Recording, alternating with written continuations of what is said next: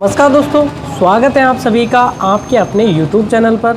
दोस्तों, आपको यदि आपके परिवार में किसी को भी पेंशन मिल रही हो, चाहे वृद्धावस्था हो, चाहे विकलांग पेंशन हो, चाहे कोई सी भी पेंशन वो ले रहा हो, लेकिन दोस्तों अभी जनाधार की जो KYC और सत्यापन के बाद यदि किसी की पेंशन बंद हो गई हो तो उसको हम किस प्रकार से चालू करवा सकते हैं और आखिर ये पेंशन बंद क्यों हुई है, आज की वीडियो में पूरी डिटेल से हम बात करने वाले हैं कि जो पेंशन हमारी बंद हो चुकी है उस पेंशन को हम किस प्रकार से दोबारा से चालू करवा सकते हैं। दोस्तों, सबसे पहले तो यहाँ ये समझना ज़रूरी है कि जो हमारी पेंशन है वो आखिर क्यों बंद हुई है। तो दोस्तों, राजस्थान सरकार ने जन आधार कार्ड में फैमिली KYC का ऑप्शन चालू किया। उसके बाद हर साल पेंशन का जो वार्षिक सत्यापन है वो भी करवाया जा रहा है।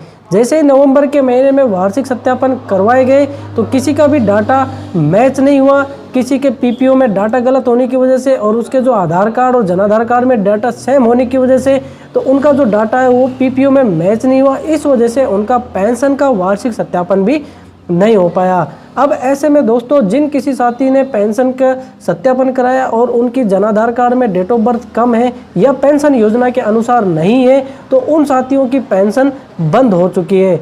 ऐसे में हमारे पास भी बहुत सारे साथी ऐसे हैं जिनके कमेंट आए कि हमारी पेंशन बंद हो चुकी है, तो हम किस प्रकार से अपनी पेंशन को चालू करवा सकते हैं।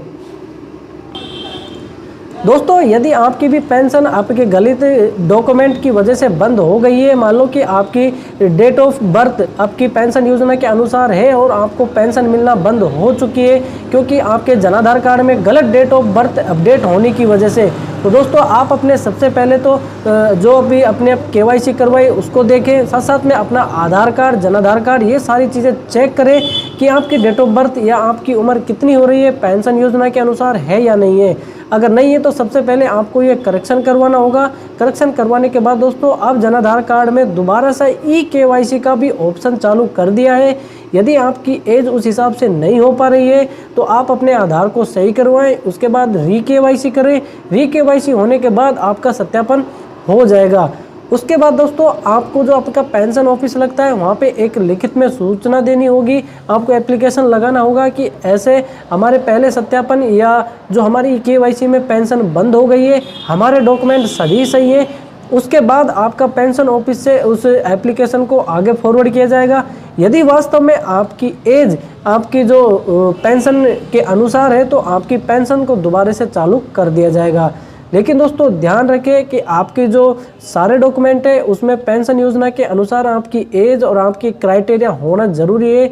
यदि आप पेंशन योजना के लाभार्थी नहीं पाए जाते हो तो आपकी पेंशन को परमानेंट भी बंद कर दिया जा सकता है। दोस्तों, राजस्थान सरकार ने अभी जो पेंशन के वार्षिक सत्यापन करवाए जा रहे हैं उसमें जो डाटा अभी लिया जा रहा है वो जन आधार से ऑटोमेटिक लिया जा रहा है। यानी कि पहले जो पेंशन PPO में जो डाटा मिसमैच का कारण आ रहा था उसमें जन आधार में डाटा अलग होना और PPO में डाटा अलग होने की वजह से वो मिसमैच का कारण आ रहा था।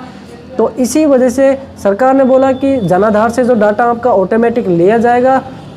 तो जब भी आप अपने पेंशन का सत्यापन करवाएं तो सबसे पहले आपको KYC करवानी पड़ेगी। बिना KYC के यदि आप सत्यापन करवाते हो और बाद में आप सत्यापन करवाने के बाद KYC करवाते हो तो आपका जो डाटा है जो गलत अपडेट हो जाएगा, तो इसकी वजह से भी आपकी पेंशन बंद होने की पूरी संभावना रहेगी। तो आप सभी से निवेदन है कि जब भी पेंशन का वार्षिक सत्यापन करवाएं तो आपने सबसे पहले KYC करवानी है। KYC करवाने के बाद ही आपको जन आधार में आपका जो पेंशन का वार्षिक सत्यापन करवाना है। तो दोस्तों, जिन भी साथियों के पेंशन बंद हो चुकी है तो वो पेंशन ऑफिस में जाकर एप्लीकेशन लगाकर और जन आधार की और आधार की KYC करवाकर और सत्यापन करवाकर इसको पेंशन को दोबारा से चालू कर सकते हैं। दोस्तों, पेंशन की समस्या से लेकर आपका कोई भी सवाल हो तो आप हमें कमेंट कर सकते हो। दोस्तों, ऐसे ही अपडेट पाने के लिए हमारे YouTube चैनल पर बने रहें। आपने चैनल को अभी तक सब्सक्राइब नहीं कर रखा है तो ज़रूर से ज़रूर सब्सक्राइब कर लें, साथ में बेल आइकन को भी दबाएं ताकि ऐसे अपडेट वीडियोज़ आपको समय समय पर मिलती रहे। तो मिलते हैं दोस्तों अगली वीडियो में एक ऐसे अपडेट के साथ।